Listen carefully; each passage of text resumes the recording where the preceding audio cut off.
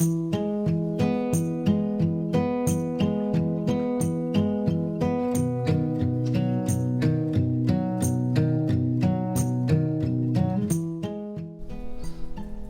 une belle histoire, c'est une belle continuité. Michel Vaillant nous dépasse, Michel Vaillant dépasse les générations.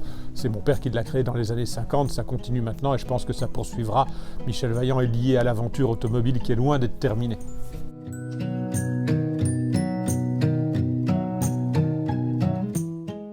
Il y a deux choses qui sont importantes, c'est que Michel Vaillant d'abord vit toujours dans la contemporanité.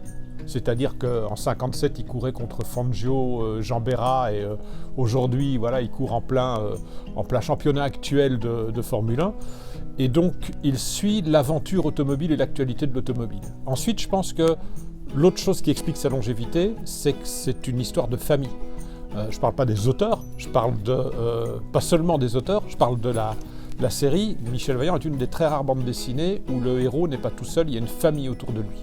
Et les lecteurs entrent dans cette famille et s'y attachent. Et je pense que c'est ça aussi, sa spécificité.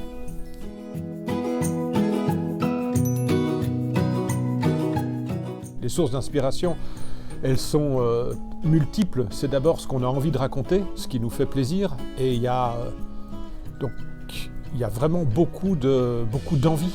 C'est pas seulement l'histoire d'un pilote automobile, Michel Vaillant, c'est une grande saga industrielle, familiale, sportive, et il y a plein de choses qu'on a envie de raconter. En se documentant, en allant dans le milieu réel de la course automobile et de l'automobile, pour avoir des infos précises, en même temps, on reçoit plein de stimuli, de nouvelles idées, de choses dont on devrait parler.